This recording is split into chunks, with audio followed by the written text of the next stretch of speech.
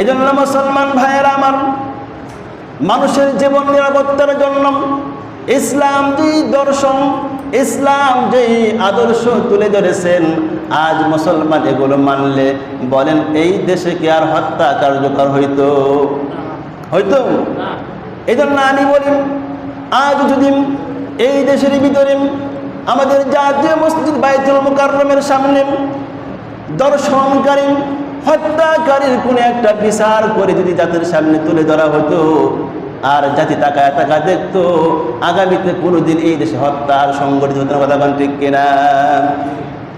এর জন্য কে দায়ী? প্রশাসন দায়ী, এর জন্য বিচার দায়ী। আল্লাহ রাব্বুল আলামিন বিচার ব্যবস্থা কেমন দিয়েছেন, নবীজির যুগেও বিচার ব্যবস্থা কেমন ছিল, অথচ খলিফাতুল মুসলিমের যুগেও বিচার কেমন ছিল। আরে আমাদের দেশের বিচারগুলো ক্ষমতা থাকলে 7 খুন মাপ। কথা বলেন ঠিক কিনা? অপরাধী পার পেয়ে যান, অথচ আল্লাহর হাবিব সাল্লাল্লাহু আলাইহি সাল্লাম ফাতহে মক্কা যখন হলো, মক্কা বিজয় হয়েছে, বিজয় হওয়ার পরে হঠাৎ একটি ঘটনা ঘটে গেল। সেটা হলো বনি মাখজুম গোত্র, কুরাইশের মধ্যে একটি শাখার নাম হলো বনি মাখজুম। এই বনি মাখজুম গোত্রে একজন নারী চুরি করেছে। অথচ বনি মাখজুম গোত্র হলো আল্লাহর হাবিবের সরাসরি রক্তের সম্পর্কীয় একটি গোত্র। যেই গোত্রটার সম্পর্ক নবীদের সাথে রক্তের সম্পর্ক। সম্পর্ক কিসের? রক্তের। তাহলে কেমন নিকটবর্তী, একেবারে কাছের গোত্র বনি মাখজুম। এই বনি মাখজুম গোত্রের একজন নারী চুরি করেছে। এবার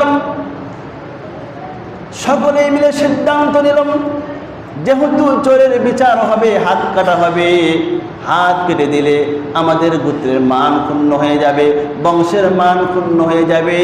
এই জন্য সবাই মিলে হব্বুর রাসূল হযরত উসামা রাদিয়াল্লাহু তাআলার কাছে চলে গেলেন। যেহেতু উসামাকে আল্লাহর হাবিব ভালোবেসেছেন, এই উসামার কাছে গিয়ে বললাম, ও উসামা, আমাদের গোত্রের নারী চুরি করেছে, তার হাত কাটা গেলে বদনাম হবে, গোত্রের মান ক্ষুণ্ণ হয়ে যাবে। তুমি গিয়ে নবীজিকে বলো, নবী যেন এই বিচারটা হাত না কেটে দেয়। হযরত উসামা রাদিয়াল্লাহু তাআলা আনহু নবীজির কাছে গেলেন আর বললেন, আল্লাহর রাসূল, আপনি যদি একটু বিচারটা শিথিল করে দিতেন, অর্থাৎ হাত না কেটে দিতেন, তাহলে আমাদের মান ক্ষুণ্ণ হতো না।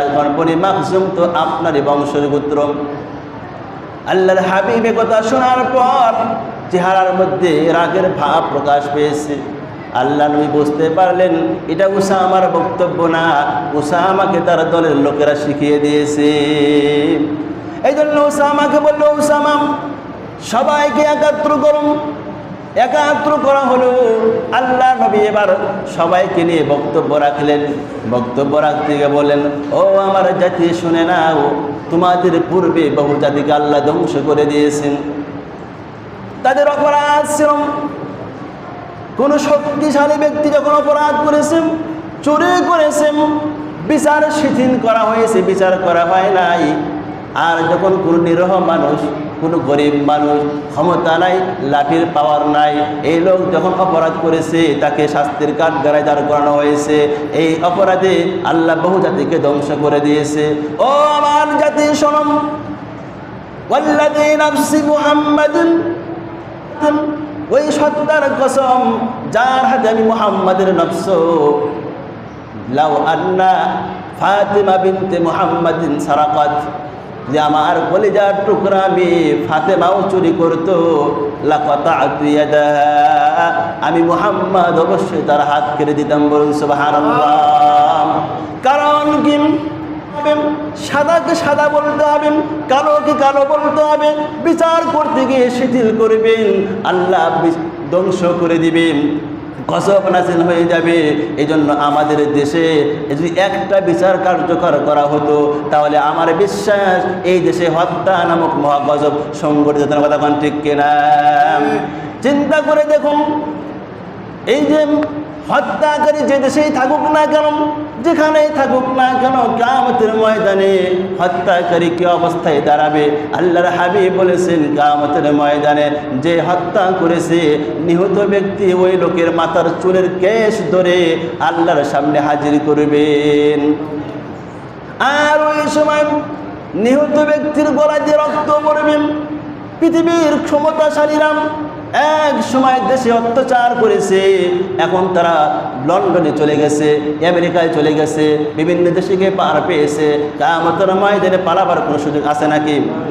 কিয়ামতের ময়দানে নিরীহ ব্যক্তি ওই ধনাঢ্য নেতার মাথার চুলের কেশ ধরে আল্লাহর সামনে হাজির করবেন আর বলবে, আল্লাহ এ আমাকে হত্যা করেছিল, বিচার কার্যকর করো।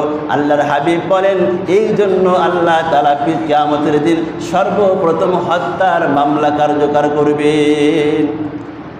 এবার যদি এই অবস্থা হয়, এই বিশ্বাস থাকে, হত্যা করে পার পাওয়া যাবে না, হত্যাকারী ব্যক্তির বিচার হবেই, এই বিশ্বাস, এই আদর্শ জমিনে বাস্তবায়ন হলে কখনো কখনো হত্যা করবেন?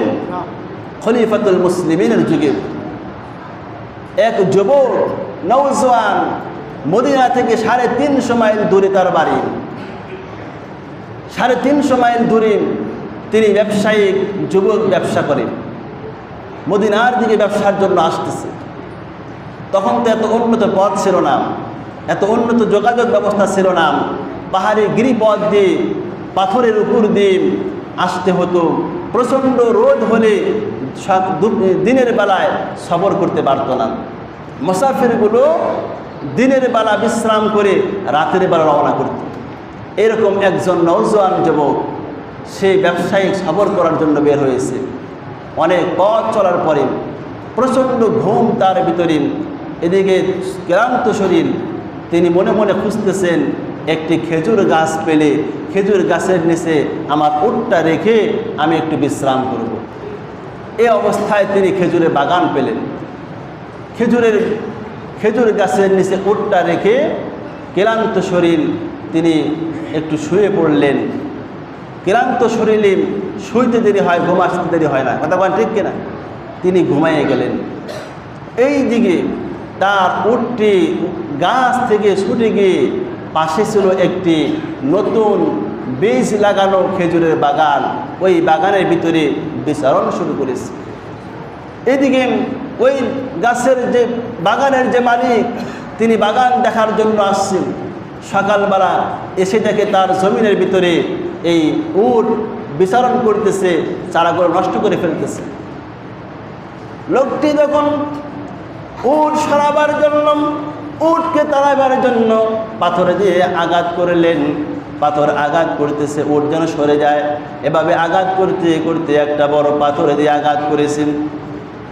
এত জোরে উটের মাথায় লেগেছে, রক্তক্ষরণ হয়ে উটটা মরে পড়ে গেল। এই অবস্থায় পড়ে আছে। বৃদ্ধ লোকটা ভাবতে লাগলো, হারে আমি তো উট হত্যা করার জন্য তাকে ইট দিয়ে নিক্ষেপ করে নাই, কি করলাম, কি হয়ে গেল? এবার লোকটা, বৃদ্ধ লোক, ওই উটের পাশে বসে আছেন। এদিকে রোদের কিরণ যখন খেজুরের ছাউনি বেগ করে যুবকের চোখের সামনে পড়েছে, ঘুম ভেঙে গেছে। ঘুম ভাঙার পরে দেখে আমার উটটা এখানে নাই। আরো পেরেশান হয়ে গেল, মরু প্রান্ত পাড়ি দেবো কেমনে? উট না থাকলে তো আমার অবস্থা খারাপ হয়ে যাবে। উট খোঁজার জন্য বের হলো। খুঁজতে খুঁজতে দেখে পাশে একটা খেজুর বাগানে তার উটটা মরে পড়ে আছে। আর একটা লোক, বৃদ্ধা লোক সেখানে বসা। লোকটাকে বলছে, বাবাজি আপনি কি দেখেছেন আমার উটটা কে মারলো? লোকটা তখন বলল, ও পথিক মুসাফির, আমি হত্যা করেছি, আমি বুঝতে পারি নাই। কেন হত্যা করলেন? তর্ক বিতর্ক করতে গিয়ে এই যুবক রাগ নিয়ন্ত্রণ করতে পারেন নাই, এমন জোর আঘাত করেছে, আঘাতের কারণে লোকটাও দিনের থেকে বিদায় হয়েছে। এবার যুবক মুসাফির মুসলমান, অমরের যুগের লোক, অন্তরে ভূমিকম্প সৃষ্টি হয়েছে। আমি কি করলাম? কিয়ামতের ময়দানে খুনি হয়ে দাঁড়াইতে হবে। না, আমি খুনি হয়ে দাঁড়াবো না। আমি দুনিয়ার জগৎ থেকে খুনি নামক মহা এই বিপদ থেকে আমি নিজেকে পবিত্র করে নিব।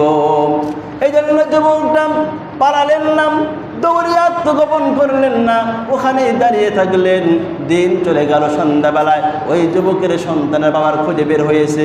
সারাদিন চলে গেল, বাবাকে দেখতে পারলাম না, বাবা কোথায়? আসার পরে দেখি একজন যুবক দাঁড়িয়ে আছে আর তার বাবার লাশটা জমিনে পড়ে আছে।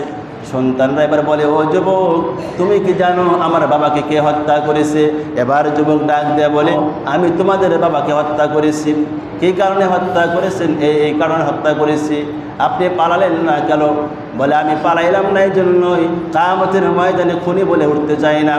কিয়ামতের ময়দানে খুনি হয়ে তার জীবনের সব গুনাহ আমি নিয়ে জাহান্নামে যেতে চাই না। তোমরা আমাকে আর দেরি করো না, খলিফাতুল মুসলিমিনের দরবারে নিয়ে যাও, আমার বিচার যেন করা হয়, আমি দুনিয়াতে পবিত্র হতে চাই।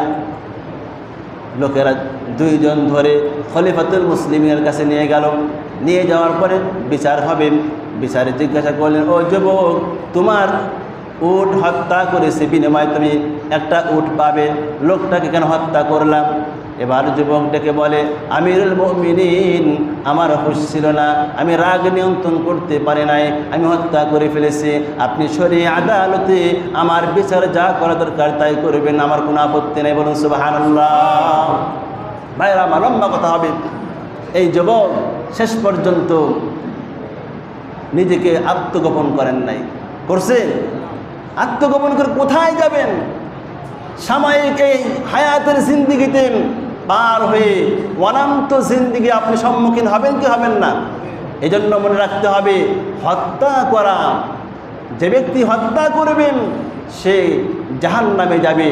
আজ আমাদের দেশে সোহাগদেরকে হত্যা করা হয়, লোকেরা তাকিয়ে তাকিয়ে দেখেন, আর হত্যাকারীদের উপর নৃত্য করা হয়। এই দুঃসাহস পেয়েছে এদেশের বিচার ব্যবস্থা ধ্বংস হওয়ার কারণে। কথা ঠিক কিনা?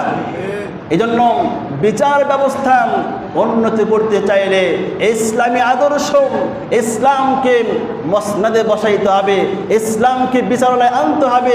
কোরআন নামক মহা সংবিধান মুসলমানদের জীবনের ইহকালীন জীবন, পরকালীন জীবন শান্তির বার্তা পাওয়া। কথা ঠিক কিনা? একমাত্র কোরআন নামক সংবিধান আপনাকে দিতে পারে এই জগতের জীবন নিরাপত্তা। পৃথিবীর কোনো সংবিধান আপনার জীবনের নিরাপত্তা দেবে না। কেন দেবে না? ওই নবীজি বলছেন, বহু জাতি ধ্বংস হয়েছে, অর্থাৎ যেই ক্ষমতায় আসুক তার একটা ফোনের কারণে আসামি বেহুশ খালাস হয়ে যাবে। তার পরিবর্তে নিরীহ এক ব্যক্তিকে ফাঁসি দিয়ে জাতিকে বোঝাবে অপরাধ আমরা শাস্তি কার্যকর করেছি। কথা ঠিক কিনা?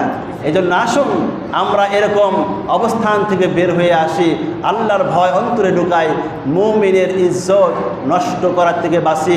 একটা মুমিনের ইজ্জত নষ্ট করা, মুমিনের সম্মান কাবা শরীফের চেয়েও দামি, মুমিনের রক্ত কাবার চেয়েও দামি, মুমিনের সম্পদ কাবার চেয়েও দামি।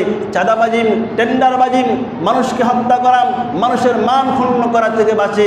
এগুলো মহা পাপ, এগুলোর গুনাহ আল্লাহ ক্ষমা করবেন না। আল্লাহ সবাই